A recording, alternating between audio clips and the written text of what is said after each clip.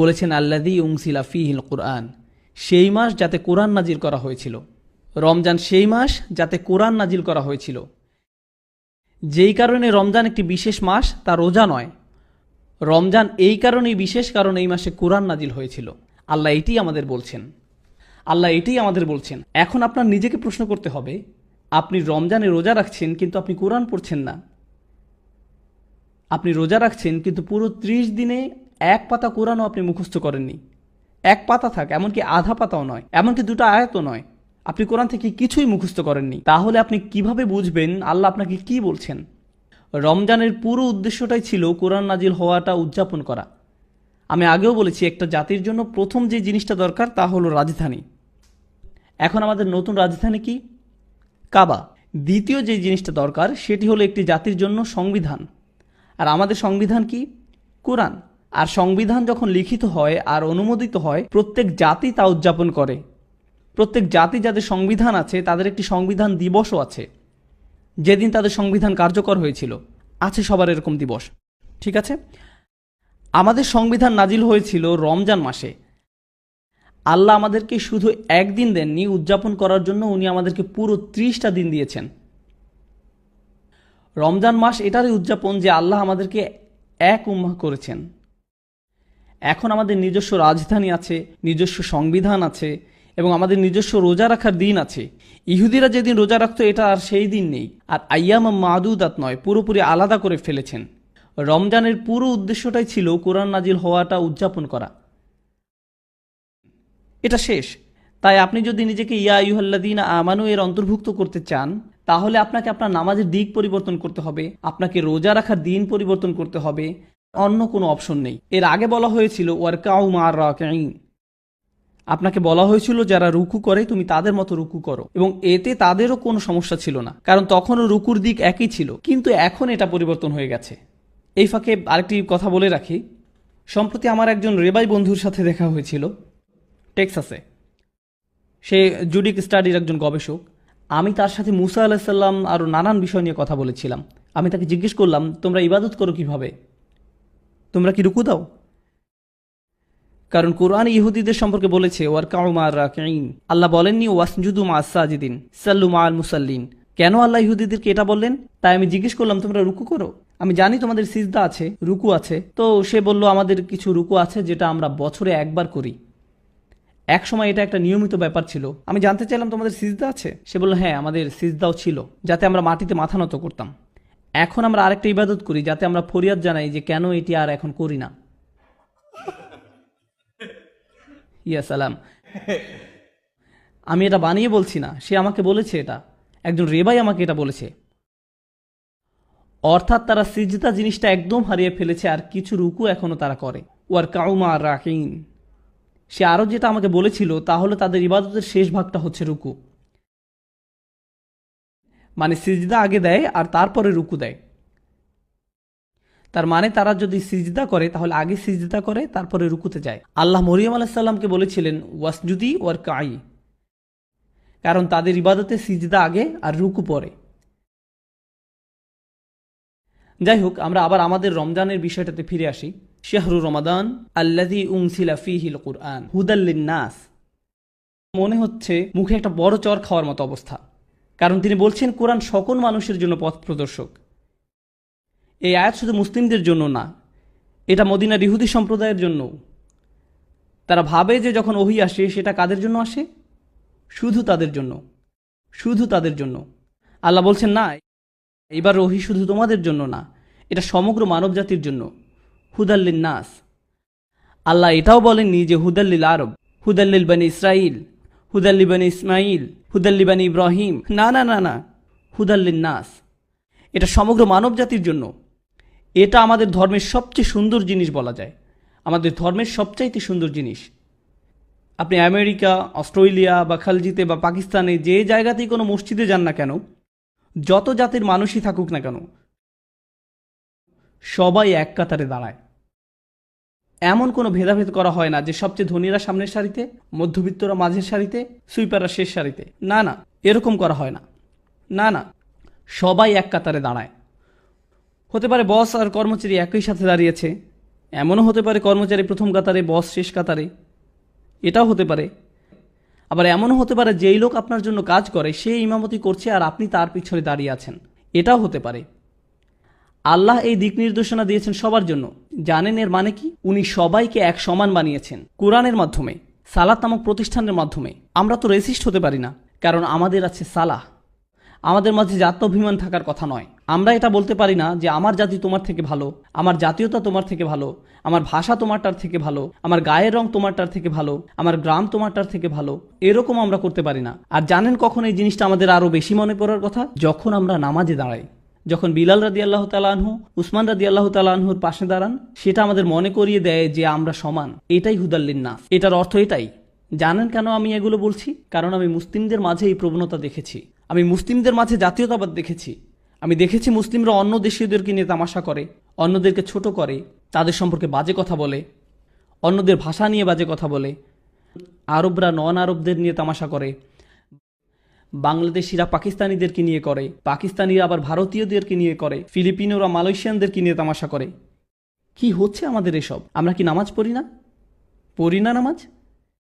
আমরা সালাত থেকে শিখছি না কিছু? আমরা কোরআন থেকেও কি কিছু শিখছি না? আমি বলেছি আপনাদের আগেও যে আমাদের শুধু খোসাটাই আছে, ওই অনেকটা ভিতরে ডিম নেই, শুধু খোসা আছে, এরকম অবস্থা। আমাদের ইসলাম অনেক সময় এরকম।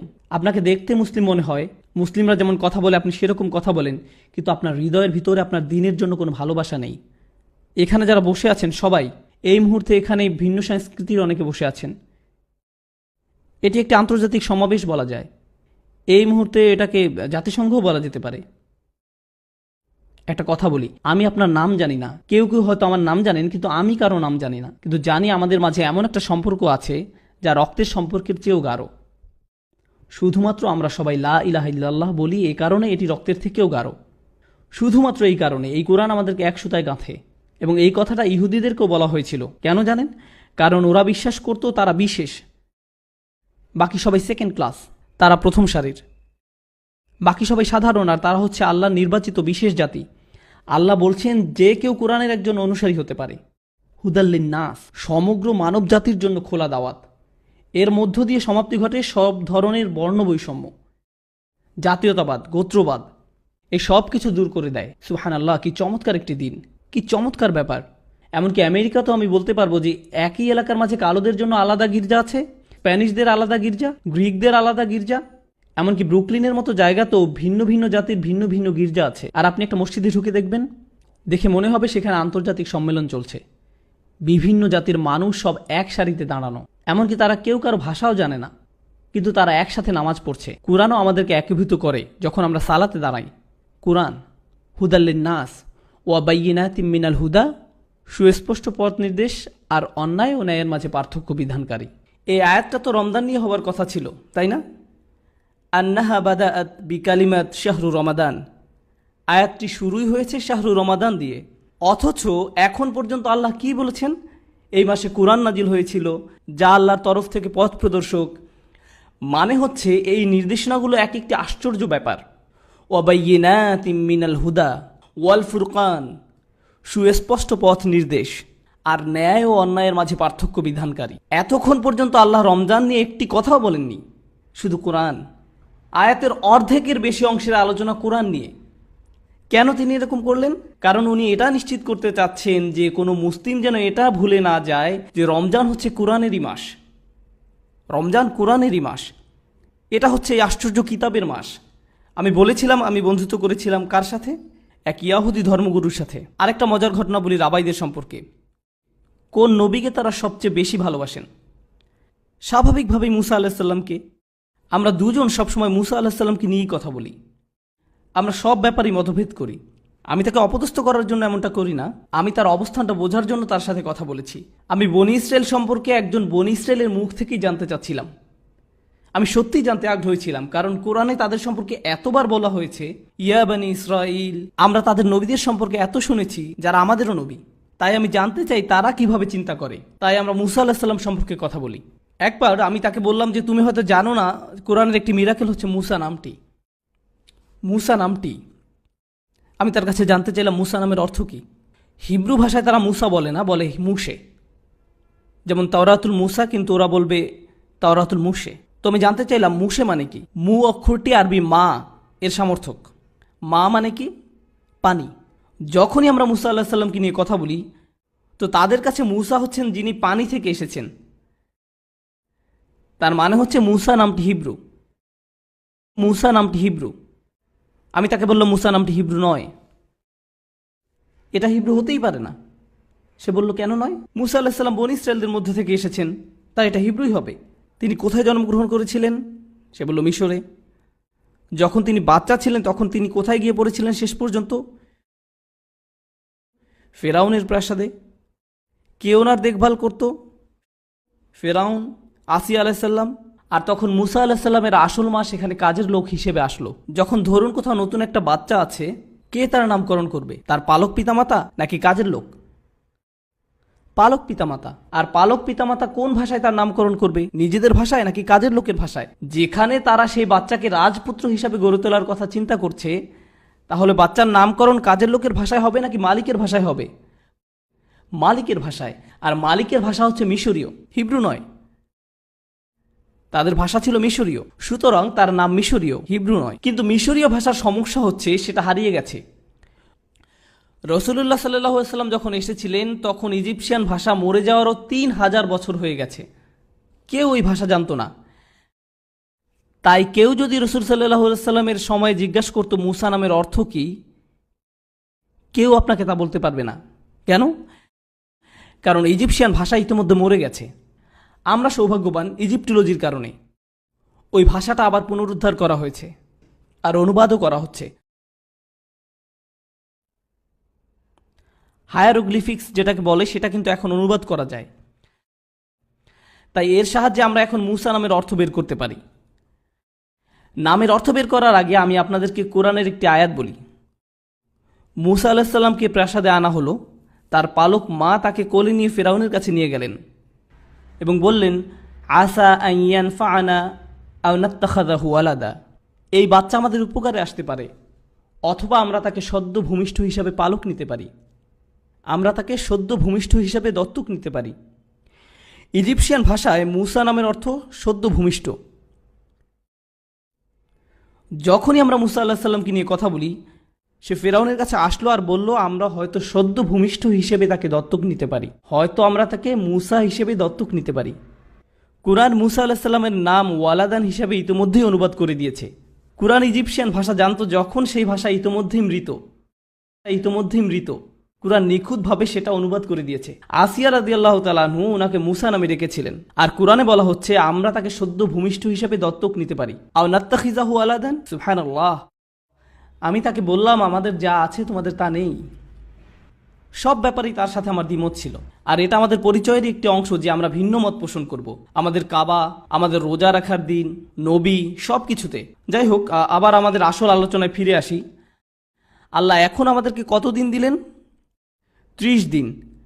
এখন আপনারা বলুন, আগে কি এর থেকে বেশি দিন ছিল নাকি কম দিন ছিল? কম ছিল।